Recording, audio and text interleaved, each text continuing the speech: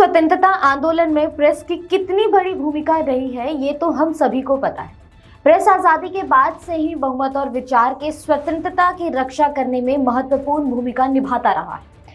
लेकिन online media और internet के आने के बाद से दुनिया भर में सूचनाओं के पहुंच का दायर भी बढ़ गया है।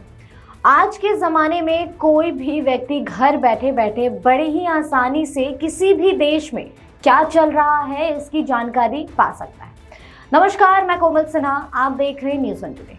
ये तो हुई इंटरनेट के फायदों की बात, लेकिन इस बात में कोई दो राय नहीं है कि दुनिया को इंटरनेट का जितना फायदा मिला है उतना ही नुकसान भी हुआ है। इन नुकसानों में एक है आम लोगों तक गलत सूचना का पहुंचाया जाना, जिसे हम फेक न्यूज़ भी कहते हैं। ऐसे में केंद्र सरकार ने भारत में प्रेस की स्वतंत्रता और व्यापार में सुगमत लाने के लिए नए युग की शुरुआत की। दरअसल 3 अगस्त को राज्यसभा में पारित होने के बाद प्रेस और आवधिक पंजीकरण विधेयक 2023 को 21 दिसंबर को लोकसभा में भी पारित कर दिया गया। इस विधेयक को press and registration of periodic bill यानी कि पीआरबी बिल भी कहा जाता है। अब अगर ये विधेयक आने वाले दिनों में कानून की शक्ल लेता है तो ये प्रेस और पुस्तक के पंजीकरण अधिनियम 1867 और औपचारिक युग के एक और कानून की समाप्ति बन जाएगी। ऐसे में इस रिपोर्ट विस्तार से समझने की जरूरत है कि प्रेस बिल 2023 क्या है और ये बिल 1867 के प्रेस और पुस्तक पंजीकरण अधिनियम के कितने अलग है। क्या है नया प्रेस बिल 2023? आपको बता दें, प्रेस और आवधिकरण पंजीकरण विधेयक 2023 ऑनलाइन माध्यम से पत्रकारों के शीर्षक और पंजीकरण के आवंटन की प्रक्रिया को सरल बनाता है। आसान भाषा में समझे तो वर्तमान में जो कुछ है उसके अनुसार अगर कोई व्यक्ति पीरियोडिकल पत्रिका या अखबार छपवाना चाहे तो सबसे पहले उसे उस पत्रिका को रजिस्टर कराना होगा। इतना ही नहीं, उस रजिस्ट्रेशन का नियम भी आसान नहीं है। इसके लिए उस व्यक्ति को कई स्तर की कागजी कार्रवाई करनी होती है। इस कार्रवाई में काफी लंबा वक्त भी लगता है, लेकिन सरकार के नए बिल में इस रजिस्ट्रेशन की प्रक्रिया को थोड़ा आसान कर दिया गया है। क्या है पुराना कानून, आपको बताते हैं। प्रेस और आवधिक पंजीकरण विधेयक साल 1867 में तैयार किया गया था। उस वक्त भारत में ब्रिटिश राज हुआ करता था। इस कानून को प्रेस, समाचार पत्रों और पुस्तकों के प्रकाशकों पर पूर्ण निर्णय करने के लिए लगाया गया था। इस कानून के तहत कोई भी प्रकाशक या व्यक्ति तय किए गए नियमों का उल्लंघन करता है तो उसके कार्रवाई सहित भारी जुर्माना और दंड देना पड़ेगा। अब नए बिल को पेश करते वक्त सरकार ने भी यही तर्क दिया है कि भारत में मीडिया की स्वतंत्रता को बनाए रखने के लिए पुराने कानून को खत्म करना और नए कानून को लागू करना बहुत जरूरी है। केंद्र सरकार के अनुसार अंग्रेजों के बनाए गए ये कानून आज भी मीडिया की जरूरतों और व्यवसाय से पूरी तरह से मेल नहीं खाता है। विस्तार से समझते हैं कि 1867 के कानून से ये कितना अलग कानून है। पहला, प्रेस और पुस्तक पंजीकरण अधिनियम 1867 कानून के तहत जिलाधिकारी के पास किसी भी पत्रिका के रजिस्ट्रेशन को सस्पेंड करने या कैंसिल करने का अधिकार होता है।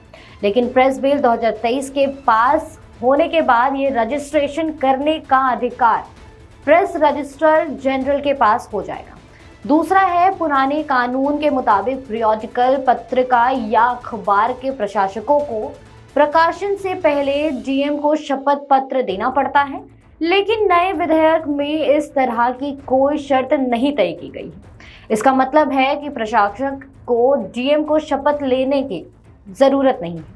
तीसरा है, प्रेस और पुस्तक पंजीकरण अधिनियम 1867 कानून के अनुसार कोई भी अखबार या पत्रिका की गलत जानकारी छापने पर प्रकाशक को कम से कम 2000 रुपए का जुर्माना और 6 महीने की जेल हो सकती है। लेकिन नया नियम कहता है कि जेल केवल उसी स्थिति में हो सकती है जब कोई व्यक्ति बिना रजिस्ट्रेशन के पत्रिका अखबार छापने की कोशिश करे।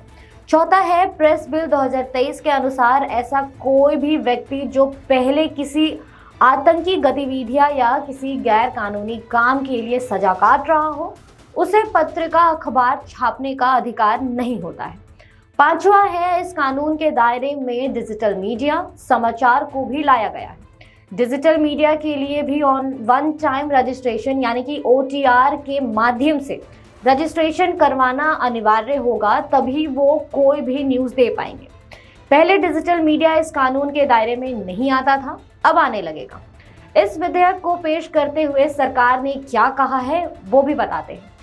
प्रेस और आवधिक पंजीकरण विधेयक 2023 को लोकसभा में पेश करते हुए सूचना और प्रसारण मंत्री अनुराग सिंह ठाकुर कहते हैं, केंद्र सरकार द्वारा लाया गया ये विधेयक गुलामी की मानसिकता को खत्म करने और नए भारत के लिए नए कानून लाने की दिशा में मोदी सरकार के एक और कदम को दर्शाता है।